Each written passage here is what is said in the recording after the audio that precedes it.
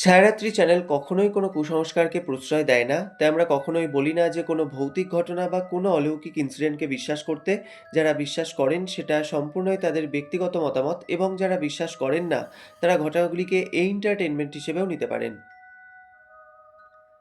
আজকে যে ঘটনাটি আমি তোমাদের সাথে শেয়ার করব, ঘটনাটি কিন্তু বেশ ভয়ঙ্কর একটি ঘটনা এবং এরকম ঘটনা আমি সত্যিই খুব কম পেয়েছি।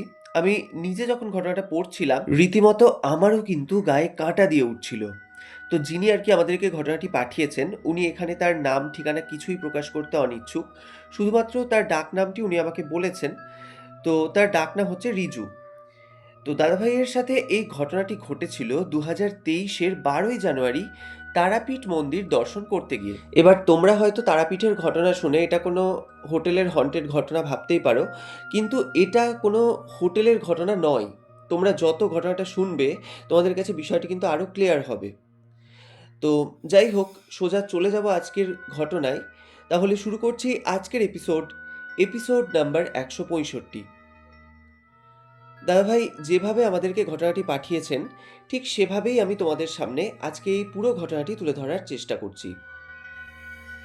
এই ঘটনাটি আমার সাথে ঘটে 2023-এর 12ই জানুয়ারি তারাপীঠ মন্দির ঘুরতে গিয়ে। তো সেদিন আমি, আমার বড় মামা, আমার মামি আর মামার ছেলে, আমরা চারজন মিলে কিন্তু তারাপীঠ মন্দিরে যাই মা তারার দর্শন করতে।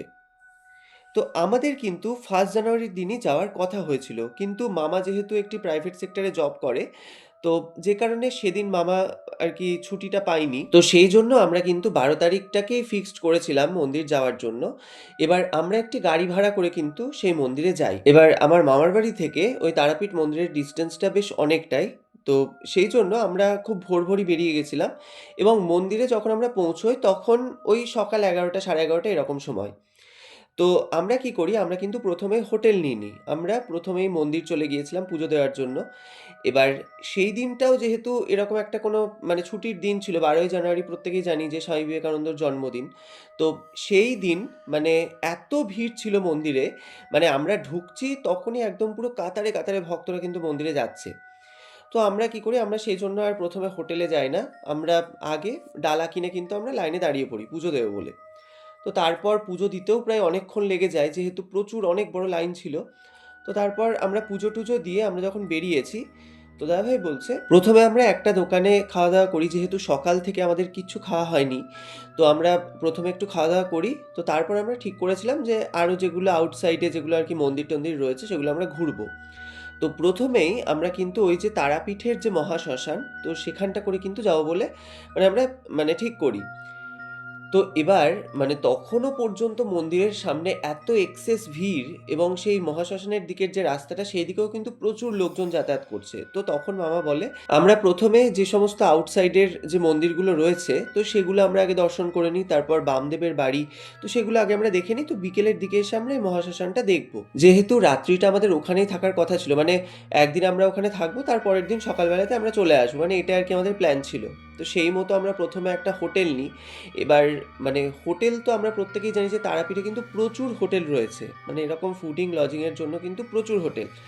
তো সেই মতোই আমাদের যে হোটেলটা পেতে খুব একটা কোনো প্রবলেম হয়নি, মানে প্রচুর দর্শনার্থী ছিল ঠিকই, কিন্তু তবুও আমরা ঠিকঠাক একটা হোটেল পেয়ে গেছিলাম, মানে একদম মেন রোডের ওপরে যে হোটেলগুলো তার থেকে ওই 1 মিনিটের হাঁটা ভেতরের পথে গিয়েই হচ্ছে আমাদের হোটেলটা, খুব সুন্দর একটা হোটেল।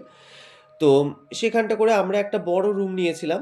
মানে যেহেতু শুধুমাত্র আমাদের রাত্রের শোয়াটুকু, তারপরেই তো আমরা সকালবেলায় বেরিয়ে যাবো। আর সারাটা দিন আমরা ঘুরবো। তো যে কারণে আমাদের মানে ওরকম ২ টো রুম নেওয়ার কোনো প্রয়োজন ছিলও না। তো সেইজন্য আমরা একটা বড় একটা রুম নিয়ে নিই। তো আমরা ওখানে গিয়ে আগে লাগেজগুলোকে রেখে দিই। তো লাগেজগুলো রেখেই কিন্তু আবার আমরা বেরিয়ে পড়ি। তো এরপর আমরা সব মন্দির-টন্দির ঘুরি এবং দুপুরে আমরা একটি হোটেলে খাওয়া-দাওয়াও করি। তো সবকিছু করে ওই ফিরতে আমাদের দুপুর ওই ৩টে, সাড়ে ৩টে এরকম বেজে যায়। তো আমরা এবার মানে আমাদের এটা ঠিক করাই ছিল যে এবার আমরা মহাশ্মশানটা ঘুরবো। তো তার আগে একবার আমরা তারাপীঠ মন্দিরে ঢুকি। তো তখনও পর্যন্ত দাদাভাই বলছে, যেহেতু মানে ওই দিনটা ছুটির দিন ছিল, তো মানে তখনও পর্যন্ত কিন্তু প্রচুর লোকজন। তো আমরা ওই যে সামনের যে নাট মন্দিরটা রয়েছে সেখান থেকে একবার মাকে দর্শন করে আবার ঘুরে চলে আসি। এবার তারপরে কিন্তু আমাদের যাওয়ার কথা ছিল সেই তারাপীঠের মহাশ্মশান। এবার ওই রাস্তা ধরে যখন আমরা যাচ্ছি, তো দাদাভাই বলছে যে তখনও পর্যন্ত কিন্তু মোটামুটি লোক চলাচল করছে। এবার যত আমরা ভেতরের দিকে আর কি এগোচ্ছি, তো তত দেখতে পাচ্ছি যে লোক সংখ্যা কিন্তু তুলনামূলকভাবে অনেকটাই কম হয়ে যাচ্ছে। তো যাই হোক, এবার আমরা ধীরে ধীরে ভেতরে যাচ্ছি এবং তারপর বেশ কিছুটা যখন আমরা ভেতরে প্রবেশ করেছি, তো দাদাভাই বলছে আমরা দেখতে পাই, মানে আমাদের থেকে খুব একটা ডিস্টেন্সে নয়, মানে মোটামুটি কাছেই বলতে পারো ১০-১২ হাত দূরে, একটা চিতা কিন্তু দাউ দাউ করে জ্বলছে এবং ওটা দেখে কিন্তু বোঝা যাচ্ছিল যে সদ্য কিন্তু ওই চিতাটাকে ওরকম ধরানো হয়েছে। এবং দাদাভাই বলছে ওই চিতাটার দিকে যখন আমার চোখটা পড়েছে, সেই মুহূর্তে আমি যে দৃশ্যটা দেখি, সেটা দেখে না মানে আমি তখন ওই জিনিসটা নিতে পারিনি। তার কারণ হচ্ছে মানে চিতার দিকে যখন আমি তাকিয়েছি, আমি দেখতে পাই মানে যে মৃতদেহটা ওই চিতার উপর শোয়ানো রয়েছে, ওটা তো তখন জ্বলছে। তো ওই পা দুটো কিন্তু বাইরের দিকে বেরিয়ে আছে এবং পা দুটো হচ্ছে আমরা যে দিকটা করে দাঁড়িয়ে আছি সেই দিকটায়। এবং সেই যে মৃতদেহর পা দুটো, একটা পায়ের উপর কিন্তু আরেকটা পা চাপানো। এবার এইটা যখন আমি দেখেছি না, তো দাদাভাই বলছে আমি কোনোদিন এরকম কোনো দৃশ্য দেখিনি। কিন্তু যখন আমার সামনেই জিনিসটা আমি দেখতে পাই, আমার না প্রচণ্ড তখন শরীর খারাপ করতে শুরু করে। মানে আমি যেহেতু সামনে থেকে ওরকম একটা জিনিস দেখেছি, এটা তো আমি কখনো এক্সপেক্ট করিনি যে এরকম কিছু একটা আমি দেখব। তো আমার কিন্তু তখন মারাত্মক শরীর খারাপ করতে শুরু করে। এবার আমি কি করেছি, আমি তখন সাইডে গিয়ে একটা জায়গায় মানে দাঁড়িয়েছি, মানে ওটা যাতে আমি দেখতে না পাই। তো বেশ কিছুক্ষণ দাঁড়ানোর পরেও দেখছি মানে আমার শরীরটা ঠিক লাগছে না। তো তখন আমি মামাকে বলি যে, "মামা এখান থেকে চলো অন্য সাইডে গিয়ে দাঁড়াই।" তো তখন মামা হয়তো ব্যাপারটা বুঝতে পেরেছিল। তখন মামা বলে যে, "তোর কি ভয় লাগছে?" তো আমি বলি যে, "না ভয় লাগছে না, মানে জিনিসটা আমার দেখতে খুব একটা ভালো লাগছে না।" তো মামিও তখন বলে যে, "হ্যাঁ, এখানে আর দাঁড়িয়ে লাভ নেই। চলো আমরা অন্য সাইডে গিয়ে দাঁড়াই।" তো সেই রকম মানে ওই শ্মশানের যে নদীটা রয়েছে, নদীর ধারে যে একটা বিশাল বড় একটা ঘাট বাঁধানো রয়েছে, তোমরা হয়তো অনেকেই জানো। তো সেইখানটা করে গিয়ে কিন্তু আমরা দাঁড়িয়েছি। মানে ওই যে ঘাটের যে উঁচু জায়গাটা, সেখানটা করে গিয়ে আমরা দাঁড়িয়েছি। এবার ওখানে দাঁড়ানোর পরেও কিন্তু মানে আমার যে একটা শরীরের অস্থিরতা, সেটা কিন্তু আমার কাটছে না। মানে কন্টিনিউ কিন্তু আমি ফিল করছি যে আমার শরীর যেন কিরকম একটা করছে, আমার মাথাটা ঝিমঝিম করছে। মানে একটা অদ্ভুত রকমের একটা ফিলিং, সেটা আমি বলে বোঝাতে পারব না। তো বেশ কিছুক্ষণ দাঁড়িয়ে থাকার পর আবার কিন্তু মানে ওরকম একটা ধ্বনি, মানে ওই যে বলো হরি হরিবোল, বলো হরি হরিবোল যেরকম করে একটা মানে ডেড বডি নিয়ে আসে, ওরকম কিন্তু একটা আমি ধ্বনি শুনতে পাচ্ছি। এবং তখন দেখি মানে আমরা যেখানে করে দাঁড়িয়ে আছি, তার পাশ দিয়ে কিন্তু একটা ডেড বডি ক্রস করে, মানে নিয়ে যায়। তো এটা যখন গিয়েছে মানে ডেড বডিটা যখন গিয়েছে, তো দাদাভাই বলছে যে সেই যে ডেড বডি নিয়ে যাওয়ার সাথে সাথে যে একটা ধূপ জ্বলছিল ওদের, তো সেই গন্ধটা এবং সেই যে একটা মরা পোড়ার যে একটা চামড়া পোড়ার একটা অদ্ভুত গন্ধ, সেই দুটো একসাথে মিক্স হয়ে আমার নাকে এত উগ্রভাবে লাগতে শুরু করে, আমি কিন্তু তখন আর থাকতে না পেরে ওখানেই বমি করে দিই। এবং যখন আমি বমিটা করেছি এবং বমি করে কিন্তু আমি মানে একটা সাইডে এক জায়গায় বসে পড়েছি। এবার আমাকে দেখে তখন মানে মামা, মামি, ভাই প্রত্যেকেই রীতিমতো ভয় পেয়ে গেছে। সবাই বলছে, "কিরে তোর শরীর খারাপ করছে নাকি? তুই এরকম বমি করে ফেললি?" তো তখন দাদাভাই বলছে, আমি বলি যে, "মামা আমার শরীরটা খুব একটা ভালো লাগছে না। তো আমি একটু হোটেলের রুমে গিয়ে বসে রেস্ট নিই। তো তোমরা এখানে থাকো, আমি একটু মানে রুমে যাই। হয়তো আমার শরীরটা ভালো লাগবে।" তো এবার মামা তখন বলে যে, "ঠিক আছে চল তাহলে আমরাও চলে যাই।" এবার দাদাভাই বলছে মামারা যেহেতু ওখানে ঘুরছিল, একটু মানে আশেপাশটা দেখছিল। তো আমি চাইছিলাম না যে ওরা আমার জন্য আবার হোটেলে ফিরে আসুক। তো আমি তখন বলি যে, "কোনো দরকার নেই, তুমি আমাকে চাবিটা দাও। আমি রুমে গিয়ে বসে একটু রেস্ট নিচ্ছি।" তো সেই মতো মামা চাবিটা দেয় এবং আমি চাবিটা নিয়ে কিন্তু হোটেলের রুমের উদ্দেশ্যে কিন্তু আমি রওনা দিই। এবার আমি যে ওই রাস্তা দিয়ে হাঁটছি, আমার তখন এত শরীর খারাপ করছে এবং মনে হচ্ছে না কন্টিনিউ আমার মাথাটা পুরো যেন বনবন করে ঘুরছে। মানে আমি ঠিকভাবে হাঁটতে পারছি না, এরকম একটা অবস্থা আমার। তো আমি কোনো মতে মানে ওই যে মেন রোডটা, ওটা ক্রস করে গিয়েই তো আমাদের হোটেলটা ছিল। তো ক্রস করে মানে কিছুটা যাওয়ার পরেই যখন আমি হোটেলে গিয়ে পৌঁছেছি, তো হোটেলের রুমে যাওয়ার পর আমি মুখে চোখে আগে জল দিই। তারপরে যখন আমি ড্রেসটা চেঞ্জ করতে গিয়েছি, আমি কিন্তু নিজেকে দেখে তখন প্রচণ্ড ভয় পেয়ে যাই। তার কারণ হচ্ছে দাদাভাই বলছে যে এটা আমার একটা ছোটবেলার ঘটনা। তো তখন আমার একটা আত্মীয়র বাড়িতে মানে ওই আত্মীয়র ফ্যামিলিতে একজন মারা গিয়েছিল। তো সেখানে আমি এবং আমার মা আমরা দুজনে গিয়েছিলাম। এবার যখন আমরা ওই বাড়িতে গিয়েছিলাম, তখন কিন্তু তাদের ওই অশৌচ পর্বটা মেটেনি। মানে তাদের কিন্তু তখন শ্রাদ্ধ শান্তি হয়নি। তো সেই সময়তে আমরা দেখা করতে গিয়েছিলাম। এবার ওই বাড়ি থেকে ফেরার পর দাদাভাই বলছে আমার কিন্তু প্রচণ্ড জ্বর আসে এবং এত টেম্পারেচার আমার বেড়ে যায়, আমার ডক্টর দেখিয়ে ওষুধ খেয়ে কোনোভাবেই কিন্তু সেই জ্বর কমছিল না। তো তখন আমার ঠাম্মা যেহেতু আগেকার দিনের মানুষ ছিলেন, তো উনি কিন্তু এই বিষয়টি বুঝতে পারেন যে আমার হয়তো এটা অন্য কোনো ব্যাপার। তো সেই জন্য আমাদের ওখানকারই স্থানীয় একটি বাড়ি রয়েছে। সেই বাড়িতে একজন ভদ্রলোক থাকেন। তো উনি কিন্তু এখনো বেঁচে রয়েছেন। উনার এখন মানে অনেক বয়স। তো উনি সেরকম কোনো চলাচল করতে পারেন না। উনি বাড়িতেই থাকেন এবং ওনার বাড়িতে একটি মা কালীর মূর্তি প্রতিষ্ঠিত রয়েছে। প্রতিষ্ঠিত বলতে ওটা প্রতি বছর রটন্তী কালী পুজোর সময়তে আরকি মানে ওই মূর্তিটা মানে যে মাটির মূর্তিটা ওটা আরকি চেঞ্জ হয়। তো উনি হচ্ছেন সেই মা কালীর সাধক এবং উনি বাড়িতে ওই মায়ের পুজো অর্চনা করেন এবং সাধনা করেন। এবং দাদাভাই বলছে উনি সত্যি কথা বলতে এই সমস্ত ব্যাপারে কিন্তু উনি প্রচণ্ড জানেন। মানে অনেক কিছু ব্যাপার উনি এত ইজিলি প্রচুর মানুষের সলভ করেছেন। মানে সত্যি এটা আমাদের সাথে যেহেতু ঘটেছে এবং আমরা যেহেতু উনার কাছ থেকে প্রমাণ পেয়েছিলাম, তো যে কারণে কিন্তু আমরা এটা বিশ্বাস করতাম এবং ওনাকে আমরা খুব মানতামও। তো সেই সময়তে মানে আমি যখন ছোট ছিলাম, তো তখন আমার ঠাম্মা আমাকে নিয়ে কিন্তু ওনাদের বাড়ি যায় এবং উনি যখন দেখেন যে আমার ওরকম ধুম জ্বর, প্রচণ্ড শরীর খারাপ, তো তখন উনি আমাকে একটি রুদ্রাক্ষ দিয়েছিলেন, যেটা আমি সবসময়তে এখনো পর্যন্ত গলাতে ধারণ করে আছি এবং উনি ওই মা কালীর মন্ত্রপুত একটি তাবিজ দেন আমাকে। তো সেই তাবিজটা দেখতে কিন্তু একটি স্কোয়ার শেপের তাবিজ। তো সেটা আমার হাতে উনি পরিয়ে দিয়েছিলেন এবং উনি বলেছিলেন যে মানে আমার একটা হাওয়া বাতাস লেগে গেছে, যেহেতু আমার রাশিটা খুব হালকা। তো সেই রাশি হালকা হওয়ার জন্য কিন্তু মানে এই জিনিসটা আমার সাথে হয়েছিল ওই আত্মীয়র বাড়িতে গিয়ে।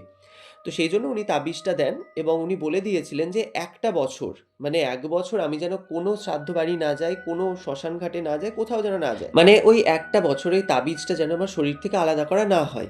এটা উনি কিন্তু একদম পুরো স্পষ্টভাবে জানিয়ে দিয়েছিলেন এবং তারপর উনি বলেছিলেন যে ১ বছর পর ও শ্রাদ্ধ বাড়ি বা শ্মশান ঘাট এরকম যেতে পারে, কিন্তু সেই তাবিজটা যেন খুলে রেখে যায়। মানে ওই যে অশৌচ বাড়ি বা কোনো শ্মশান, এই জায়গায় যদিও তাবিজটা পড়ে যায় তাহলে কিন্তু তাবিজটাও শরীর থেকে ছুটে যেতে পারে। মানে ছুটে যাওয়া বলতে অটোমেটিক কিন্তু ওটা খুলে শরীর থেকে পড়ে যাবে, যেটা কিন্তু খুবই খারাপ জিনিস। তো এইটা উনি কিন্তু বারবার করে বলে দিয়েছিলেন। তো দাদাভাই বলছে তারপর থেকে এত বছর আমি এত বড় হয়ে গিয়েছি, আমি কিন্তু ওনার কথা মতোই সেই কাজটা করতাম। মানে আমি কোনো যদি শ্রাদ্ধ বাড়ি যেতাম সেই তাবিজটা আমি খুলে রেখে যেতাম, আবার বাড়ি এসে ওটা পড়ে নিতাম।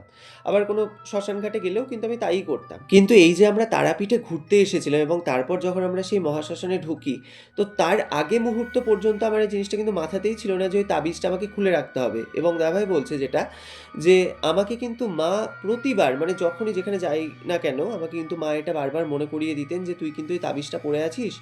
তো এমন কোনো জায়গায় যাস না যে মানে যেখানটা করে তোকে তাবিজটা খুলতে হবে এবং যদি তুই এরকম জায়গায় যাসও তুই কিন্তু এটা খুলে রেখে যাবি। মানে এটা কিন্তু আমাকে বারবার মা এটা মনে করিয়ে দিত। কিন্তু অদ্ভুত ব্যাপার, মায়েরও সেদিন মনে থাকে না মানে যাওয়ার সময়তে। তো আল্টিমেটলি আমি কিন্তু সেই তাবিজটা পড়েই সেই মানে তারাপীঠের যে মহাশ্মশান সেখানে কিন্তু আমি ঢুকেছিলাম। এবং দাদাভাই বলছে যখন আমি সেই জামাটা খুলছি, আমি জামা খুলে আমার হাতের দিকে তাকিয়ে দেখছি তাবিজটা কিন্তু নেই। এবার আমি তো তখন বুঝে গেছি যে তাবিজটা তার মানে আমার শরীর থেকে ছুটে গেছে। তো আমি কিন্তু ওইটা দেখে আমি প্রচণ্ড ভয় পেয়ে গেছি। যে এমনিতেই আমার শরীরটা অস্বস্তি করছিল, তার উপরে এরকম একটা জিনিস। তো আমি কি করি, আমি সঙ্গে, সঙ্গে কিন্তু মামাকে ফোন করি। মামারা যেহেতু ওই মহাশ্মশানেই ছিলেন তখন। তো এবার মামাকে ফোন করে কিন্তু আমি মামাকে বলি যে, "মামা এরকম আমার একটা তাবিজ মানে ছুটে গেছে। তো তুমি একটু দেখো।" মানে এবার আমরা যেখানটা করে দাঁড়িয়েছিলাম, তো পড়লে ওখানে পড়তে পারে। তো সেই ভেবে আমি মামাকে বলি যে, "ওই জায়গাটা তুমি একটু মানে চেক করো।" তো মামা বলে যে, "ঠিক আছে আমি দেখছি।" তো এই বলে মামা কিন্তু ফোনটা রেখে দেয়। এবার দাদাভাই বলছে, "এই যে তাবিজটার ব্যাপারে যেটা আমি শুনেছিলাম যে তাবিজটা এরকম কোনো জায়গায় গেলে শরীর থেকে অটোমেটিক খুলে ওটা পড়ে যাবে। তো সেটা যখন আমি নিজের চোখে দেখি সেইদিন, আমার কিন্তু প্রচণ্ড ভয় করে। মানে আমি তখন ভাবতে শুরু করি, এমনিতে ওরকম একটা দৃশ্য দেখেছিলাম, তারপর থেকে আমার শরীরটা খারাপ করতে শুরু করেছিল। তো মানে নানান রকমের চিন্তা আমার মাথায় আসছে।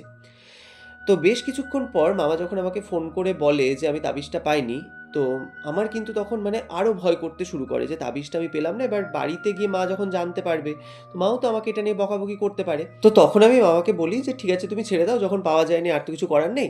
তো এই বলে আমি কিন্তু ফোনটা রেখে দিই। তো দাদাভাই বলছে তখন আমার এতটাই নিজেকে টায়ার্ড লাগছিল এবং মনে হচ্ছিল যেন আমি একটু শুলে খুব ভালো হয়।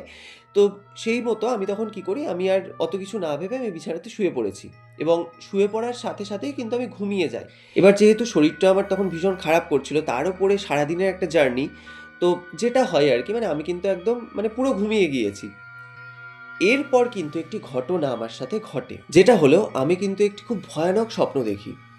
তো স্বপ্নটা ঠিক এরকম যে আমি যে চিতাটা আমি দেখেছিলাম মানে কিছুক্ষণ আগে শ্মশানে যাওয়ার পর, যে চিতাটা আমি দেখেছিলাম এবং যেটা দেখে আমার ওরকম শরীরটা খারাপ করছিল, আমি দেখতে পাই আমি কিন্তু ঠিক সেই চিতাটার সামনেই দাঁড়িয়ে আছি। মানে স্বপ্নে কিন্তু এটা আমি দেখছি। এবং সেই যে দুটো পা আমি দেখেছিলাম যে একটা পায়ের উপর আর একটা পা ওরকম চাপানো, সেই ওপরের পায়ের বুড়ো আঙুলের ওপরে কিন্তু সেই যে তাবিজটা যেটা আমার হাত থেকে খুলে গিয়েছিল সেই তাবিজটা কিন্তু রাখা আছে। মানে এটা কিন্তু আমি একদম আমার স্বপ্নে পুরো স্পষ্ট দেখছি। তো দাদাভাই বলছে এই জিনিসটা যখন আমি স্বপ্নে দেখি মানে বেশ একটা অদ্ভুত স্বপ্ন, মানে এরকম যে কিছু একটা স্বপ্ন আমি দেখব এটা তো আমি মানে ভাবিও নি। তো আমার দেখে তখন মানে মারাত্মক ভয় লাগে এবং যথারীতি আমার কিন্তু ঘুমটা ভেঙে যায়। এবং যে মুহূর্তে আমার ঘুমটা ভেঙেছে, তো আমি বিছানাতে কিন্তু ধড়পড়িয়ে উঠে বসেছি এবং উঠে বসে দেখছি যে তখন কিন্তু রীতিমতো একদম সন্ধে লেগে গেছে এবং আমি নিজেকে দেখছি যে আমি পুরো একদম ঘেমে স্নান, মানে ওই জানুয়ারির ঠান্ডা, মানে বুঝতে পারছো যে কতটা শীতকাল। তো সেই সময়তে আমি দেখছি একদম পুরো ঘেমে আমি স্নান হয়ে গেছি এবং মুহূর্তের মধ্যে কিন্তু দরজায়, মানে যে রুমের দরজাটা সেখানে নক করার শব্দ। তো আমি তখন চমকে গেছি ওই আওয়াজে। তো আমি তড়িঘড়ি করে উঠে গিয়ে কিন্তু দরজাটা খুলেছি এবং দরজা খোলার পর দেখছি যে মামা, মামি, ভাই তারা কিন্তু ঘুরে চলে এসছে। তো মামা তখন আমাকে বলছে, "কি রে, আমি এতক্ষণ ধরে দরজা ধাক্কাচ্ছি, তুই শুনতে পাসনি?" তো দাদাভাই বলছে, "সত্যিই আমি ওই আওয়াজটা শুনিনি, কারণ আমি তখন ঘুমিয়ে গেছিলাম।" এবার আমি তখন বলি যে, "না, আমি শুনতে পাইনি, আমার একটু চোখটা লেগে গেছিল।" তো তারপর মামা যখন আমাকে দেখছে যে আমার ওরকম একটা অবস্থা, মানে আমি ঘেমে-টেমে একাকার, তো তখন মামা বলছে, "কি রে, তোর শরীর-টরীর খুব খারাপ করছে নাকি? মানে তুই এরকম ঘেমে গেছিস?" তো দাদাভাই বলছে, মানে আমি কিন্তু তখন আর এই বিষয়টা বলি না যে আমি এরকম একটা স্বপ্ন দেখেছি বা ভয় পেয়েছি কিছু। তো আমি বলি যে, "না, আমি কম্বলটা ঢেকে শুয়েছিলাম, তো যে কারণে হয়তো আমার গরম লেগে গেছিল, আমি বুঝতে পারিনি।" তো যাই হোক, সেই বিষয়টা কিন্তু ওখানে মেটে। তো তারপর মামা বলে যে, "ঠিক আছে, তুই মানে রেডি হয়ে নে, আমরা আবার একটু বেরোবো সন্ধ্যেবেলায়।" তো দাদাভাই বলছে, আমার এমনিতেই তখনও পর্যন্ত কিন্তু আমার শরীরের যে অস্বস্তি সেটা কিন্তু আমার কোনো মতেই কাটছে না। মানে আমি নিজেকে একদম ফ্রি করতে পারছি না। মানে মনে হচ্ছে যেন আমি বুঝতে পারছি না যে আমার এক্সাক্টলি কী হচ্ছে। কিন্তু একটা মানে ভেতরের অস্বস্তি যেন সবসময় আমার মনের মধ্যে কাজ করছে। তো আমি তখন মামাকে বলি যে, "আমি আর যাবো না। আমার শরীরটা মানে এমনিতেই খুব টায়ার্ড লাগছে। তো তোমরা ঘুরে এসো, আমি একটু রেস্ট নিই।" তো মামা বলে যে, "ঠিক আছে, তাহলে তুই থাক, আমরা তাহলে ঘুরে আসছি।" তো মামারা তখন একটু ফ্রেশ-ট্রেশ হয়ে নেয়। তো তারপরে কিন্তু কিছুক্ষণ পর মামারা বেরিয়ে যায়। তো দাদাভাই বলছে, আমি কিন্তু তখন হোটেলের রুমের মধ্যে একা। এবার তখন ওই হার্ডলি সন্ধ্যে ৭ঃ০০ ৭:৩০ এরকম বাজে। তো আমি হোটেলের রুমের মধ্যে বসে আছি বিছানাতে এবং বসে আমি নিজের ফোন দেখছি। তো এইভাবে বসে থাকতে এবার মামারা তখন নেই। আমি রুমের মধ্যে পুরো একদম একা বসে আছি। তো বসে থাকতে খুব জোর হলে ১০-১৫ মিনিট হবে। তো তারপর থেকে আমার যেন ঘুমের মধ্যে চোখটা আবার টেনে আসতে থাকে। মানে আমি যে অতক্ষণ ঘুমালাম ২-২.৫ ঘন্টা, মানে আমি বুঝতেই পারছি না। মনে হচ্ছে যেন আমি কতক্ষণ ঘুমাইনি বা আমার এত শরীরটা ক্লান্ত লাগছে। মানে আমি আর বসে থাকতে পারছি না। তো আমার কি হয়, মানে আমি নিজেও মানে জানতে পারি না। আমি ওরকম বসে থাকতে ওরকম হেলান দিয়ে বসেছিলাম। তো বসে থাকতে কখন যে আমার চোখটা লেগে গেছে আমি কিন্তু নিজেও বুঝতে পারিনি। তো ওইভাবে যখন আমি ঘুমিয়ে গেছি, দাদাভাই বলছে আবার কিন্তু সেই স্বপ্নটা আমার চোখের সামনে ভেসে ওঠে।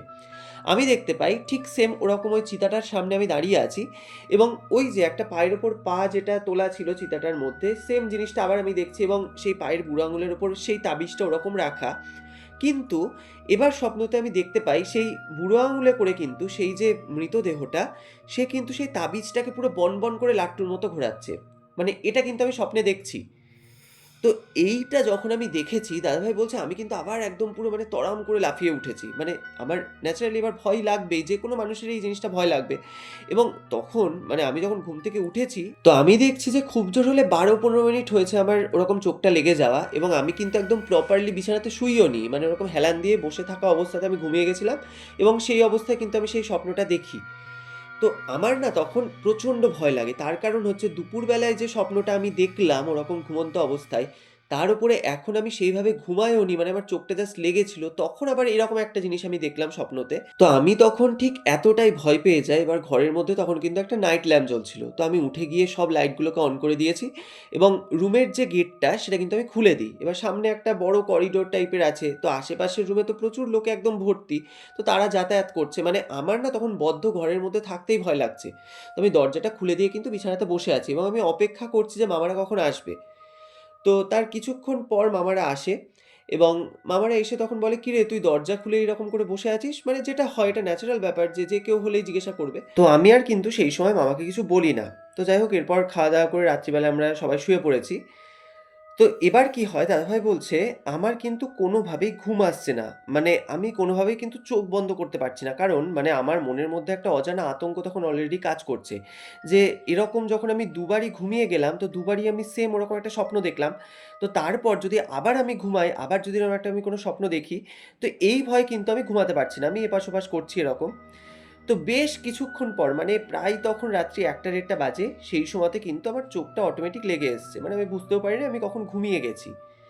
এবং ঘুমিয়ে যাওয়ার পর দাদাভাই বলছে সেম স্বপ্ন কিন্তু আবার আমার সামনে। মানে এবার যেটা আমি দেখি সেটা কিন্তু আরো রীতিমতো ভয়ানক একটি স্বপ্ন। সেটা হচ্ছে আমি দেখতে পাই যে সেই সেম চিতাটার সামনেই আমি দাঁড়িয়ে আছি এবং সেই যে চিতাটা ওরকম চিতার মধ্যে যে ডেড বডিটা সে কিন্তু তার ওই পায়ের ওপরে যে পা তুলে অবস্থায় যেরকমভাবে সেই তাবিজটাকে ঘোরাচ্ছিল বুড়ো আঙুলে করে ওইভাবে কিন্তু ঘোরাচ্ছে।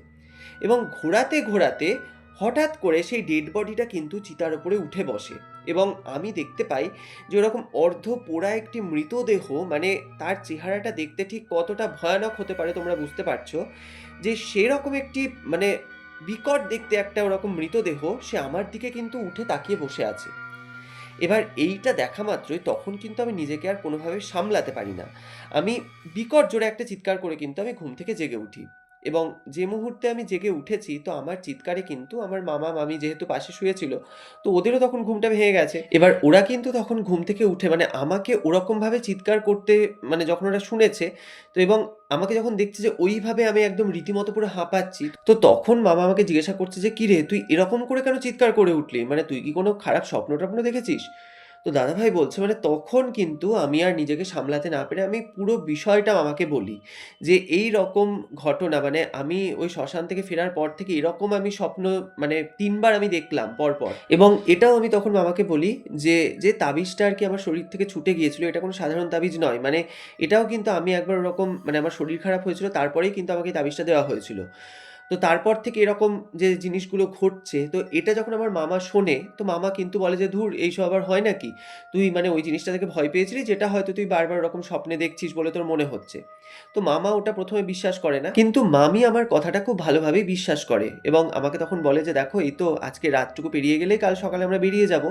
তো তুমি বাড়ি যাওয়ার পর যার কাছ থেকে তুমি তাবিজটা নিয়েছিলে তার সঙ্গে তুমি একবার কনট্যাক্ট করো। মানে এই জিনিসটা ঘটেছে তাকে তুমি বলো, তাতে যদি সে তোমাকে আবার একটি নতুন তাবিজ দেয় তো তুমি সেটা তখন ধারণ করবে।"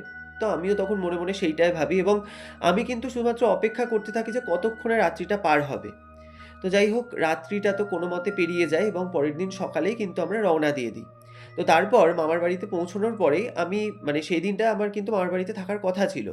কিন্তু সেদিন আমি আর মামার বাড়িতে থাকি না। আমি কিন্তু ইনস্ট্যান্ট মানে ওখান থেকেই আমি কিন্তু আমার বাড়ির জন্য রওনা দিই। এবার বাড়ি যখন এসে আমি পৌঁছেছি, তো মা তখন আমাকে সকালবেলাতেই দেখে মানে ভীষণই অবাক। কারণ সেই দিনটা আমার মামার বাড়িতেই থাকার কথা। এবার সেদিন যে আমি বাড়ি আসবো সেটা তো আমার বাড়ির লোক জানে না। তো মা ন্যাচারালি ভীষণই অবাক হয়ে যায়। তো মাকে তখন আমি মানে কিন্তু ওই পুরো বিষয়গুলো বলি যে এরকম, এরকম জিনিস ঘটেছে এবং আমি সেই তাবিজটা খুলে রেখে যেতে ভুলে গেছিলাম এবং সেটা কিন্তু এরকম আমার শরীর থেকে ছুটে গেছে। আর দাদাভাই বলছে সেদিন যে সকালবেলায় আমি অতক্ষণ কেটে গিয়েছে মানে পরের দিনের কথা বলছি। তো তবুও কিন্তু আমার যে শরীরের একটা অস্বস্তি বা অসুস্থতা সেটা কিন্তু আমার কাটছে না। মানে তখনো পর্যন্ত যেন শরীরের ভেতরে আমার কেমন যেন একটা কষ্ট হচ্ছে। তো এবার মা কিন্তু বুঝতে পারে যে হয়তো ওই জন্য এরকম আমি মানে বারবার এই জিনিসগুলোকে ফেস করছি। তো যেটা হয়তো মা বুঝতে পেরেছিল। তো মা কিন্তু আর দেরি না করে আমাকে সেই দিনই সেই ভদ্রলোকের বাড়িতে নিয়ে যায়। মানে সেই যে সাধক যিনি আরকি ছিলেন, মা কালীর আরকি যিনি সেবায়েত, তো তার বাড়িতে কিন্তু আমাকে নিয়ে যান। এবং তিনি যখন আমাদেরকে দেখেন মানে আমাকে আর মাকে যখন তাদের বাড়িতে দেখেন, তিনি কিন্তু আমাদেরকে দেখে হাসছেন। এবং হাসতে, হাসতে আমাদেরকে বলছেন, "আয় ভেতরে আয় তোদের জন্য অপেক্ষা করছিলাম।" এবার এই কথাটা শুনে না দাদাভাই বলছে আমরা দুজনেই রীতিমতো অবাক। মানে আমাদের জন্য অপেক্ষা করছিলেন মানে আমরা বুঝতে পারছি না তখনও কথাটা। তো তখন মানে সত্যি উনি অনেক কিছু জানতেন। মানে সেইদিনই তার প্রমাণটা আমরা আরো বেশি করে পাই। মানে তিনি বলছেন যে, "তোর ছেলের যে এরকম কিছু একটা বিপদ হয়েছে এটা তো আমি খবর পেয়েছি। আমাকে তো মাই ইঙ্গিত দিয়েছেন।" মানে উনি ওই ভদ্রলোকটি কিন্তু আমাদেরকে এই কথাটা বলছেন। এবং উনি বলছেন যে, "মাই তোর ছেলেকে রক্ষা করেছেন।" এবার ওটাও যেহেতু মায়ের স্থান মানে মা তারার পবিত্র ভূমি। তো সেখানে তো মা সবসময়তেই বিচরণ করছেন। তো তবুও এবার যেটা হয় মানে মহাশ্মশান মানে বুঝতেই পারছো সেখানে খারাপ কিছু জিনিস থাকতেই পারে। তো সে কিন্তু মানে possess করতে চেয়েছিল তোর ছেলেকে। মানে সেটা আমার মাকে আরকি ওই ভদ্রলোক আরকি বলছেন। তো তিনি বলছেন যে সে তোর ছেলেকে প্রসেস করতে অনেকবার চেষ্টা করেছে, কিন্তু মা স্বয়ং তাকে রক্ষা করেছে, যে কারণে শুধুমাত্র স্বপ্নেই এসে তোর ছেলেকে ওরকম ভয় দেখানোর চেষ্টা করছিল, কিন্তু সামনে থেকে কিছু করার সাহস ও পায়নি। তো এবার যেহেতু ওই গলার মধ্যে সেই রুদ্রাক্ষটা ছিল, মানে দাদাভাই বলছে আমি তো রুদ্রাক্ষটা ধারণ করেছিলাম, রুদ্রাক্ষটার কিছু হয়নি, কিন্তু ওই তাবিজটা ওরকম ছুটে গিয়েছিল। তো রুদ্রাক্ষটা থাকার কারণে কিন্তু ও মানে আমার বডি ছুঁতে পারেনি, মানে উনি কিন্তু এই কথাটা বলছেন। এবং উনি তখন সঙ্গে সঙ্গে ওই মায়েরই মন্ত্রপুত একটি তাবিজ, মানে ওরকমই দেখতে একটি তাবিজ আমাকে দেন, এবং আমার মায়ের হাতে ওটা দিয়ে বলেন যে তোর ছেলেকে বাড়ি গিয়ে আগে স্নান করতে বলবি, তারপর আজকে কিন্তু এটা ধারণ করিয়ে দিবি। তো তার কথা মতোই আমি বাড়ি যাওয়ার পর ভালো করে স্নান করে ওই তাবিজটা আমি সেই দিনই ধারণ করি। এবং দাদাভাই বলছে যে আমার যেরকম একটা শরীরের মধ্যে অস্বস্তি করছিল, বা আমার একটা ভেতরে যেন একটা শরীর খারাপ করছিল, ওই তাবিজটা ধারণ করার কয়েক মুহূর্ত পর থেকে কিন্তু আমি ফিল করতে শুরু করি যে আগের এনার্জি যেন আমার শরীরে আমি ফিরে পাচ্ছি। এবং অদ্ভুতভাবে মানে কয়েক ঘন্টার মধ্যে আমি কিন্তু পুরো একদম ফিট। মানে এটা হয়তো কেউ বললে বিশ্বাস করবে না, যেহেতু এটা আমার সাথে ঘটেছে, আমি এটা পুরো একদম ফিল করেছি। মানে ওই তাবিজটা ধারণ করার কিছুক্ষণ পর, মানে কয়েক ঘন্টা পরেই আমি মানে মনেই হচ্ছে না যে আমি এতটা টায়ার্ড ছিলাম বা এত আমার শরীরে একটা ক্লান্তি ফিল হচ্ছিল। মানে একদম আমি পুরো সুস্থ হয়ে গেছি। এবং যেরকম একটা আমার মনের মধ্যে সবসময় আতঙ্ক কাজ করছিল যে আমি চোখের পাতা বন্ধ করলে আবার সেই স্বপ্নটা আমার চোখের সামনে ভেসে উঠবে কিনা, কিন্তু দাদাভাই বলছে সেদিন রাত্রিবেলায় আমি খুব সুন্দরভাবে ঘুমাই, এবং মানে আমি কিন্তু আর কোনো রকম কোনো স্বপ্ন দেখি না। তো তারপর এতগুলো দিন পেরিয়ে গেছে, আমার সাথে আর কোনো দিন কোনো কিছু ঘটেনি, এবং আমি এখন একদম পুরো সুস্থ আছি এবং ভালো আছি। তো এই ঘটনাটি আমার সাথে ঘটে যাওয়া একটি ঘটনা, যেটা মানে বিগত কয়েক বছর আগে আমার সাথে ঘটে গিয়েছিল। তো যেটা আমি তোমার সাথে আজকে শেয়ার করলাম। তো তোমার যদি ভালো লাগে তাহলে তোমার চ্যানেলে তুমি ঘটনাটি পড়ে শুনিও। তো দাদাভাই অসংখ্য ধন্যবাদ এত সুন্দর একটি ঘটনা আমাদের সাথে শেয়ার করার জন্য। এবং তারাপীঠের এর আগেও ঘটনা আমি পেয়েছি, কিন্তু সেটা এরকম হোটেলকে কেন্দ্র করে। কিন্তু আপনি যে ঘটনাটি আমাদেরকে পাঠিয়েছেন এটা সম্পূর্ণই একদম ভিন্ন প্রকৃতির ঘটনা। তো পার্সোনালি বলতে গেলে আমার তো আজকের এই ঘটনাটি অসাধারণ লেগেছে। তো বন্ধুরা, তোমাদের আজকের এই এপিসোডটি শুনে কেমন লাগলো সেটা অবশ্যই আমাদেরকে কমেন্টের মাধ্যমে লিখে জানিও, এবং ঘটনাটি শুনে যদি তোমাদের ভালো লাগে তাহলে অবশ্যই একটা লাইক করো। আর তোমরাও যদি তোমাদের জীবনে ঘটে যাওয়া এরকম কোনো সত্যি ভৌতিক ঘটনা বা যে কোনো অলৌকিক ইনসিডেন্ট আমাদের সাথে শেয়ার করতে চাও, তাহলে স্ক্রিনে দেওয়া হোয়াটসঅ্যাপ নাম্বারে তোমরা ঘটনাগুলি আমাদেরকে লিখে অথবা ভয়েস মেসেজের মাধ্যমে পাঠাতে পারো। এছাড়াও কিন্তু তোমরা আমাদেরকে মেইলের মাধ্যমেও ঘটনা শেয়ার করতে পারো। তাছাড়াও তোমরা আমাদের ফেসবুক পেজ ছায়ারাত্রি এবং ইনস্টাগ্রাম আইডি ছায়ারাত্রি অফিসিয়ালও ইনবক্স করতে পারো তোমাদের ঘটনাটি। আমরা সেই ঘটনাটি কিন্তু তুলে ধরবো সমস্ত শ্রোতা এবং দর্শক বন্ধুদের সামনে। আর তোমাদের পক্ষে যদি পসিবল হয় তাহলে যে ঘটনাটি তোমরা আমাদেরকে পাঠাচ্ছ সেই ঘটনা সম্পর্কিত যে কোনো ছবি বা যে কোনো ছোট্ট ভিডিও ক্লিপ তোমরা চাইলে আমাদের সাথে শেয়ার করতে পারো। আমরা সেই ছবি বা ভিডিওটি দেখাবো সমস্ত দর্শকদেরকে। তো যাই হোক, আজকের এপিসোডে তোমাদের জন্য কোনো প্রশ্ন থাকছে না। তোমাদের আজকের এই এপিসোডটি শুনে কেমন লাগলো সেই মূল্যবান মতামতটি তোমরা আমাদেরকে কমেন্টের মাধ্যমে অবশ্যই জানিও। তো গত এপিসোডে যারা আমাদেরকে সঠিক উত্তর দিয়েছেন তারা হলেন মীনা নন্দী, ডানকুনি থেকে জবা চক্রবর্তী, কলকাতা থেকে রুকসানা, নদিয়ার আসাননগর থেকে বাসন্তী মণ্ডল, পশ্চিম বর্ধমান মদনপুর থেকে মৌসুমী মুখার্জি, বাংলাদেশের ঢাকা থেকে আদিবা মিম, বহুলার অন্ডাল থেকে অজিত বাউরি, এবং হাওড়া থেকে সুদেশনা সিনহা রয়।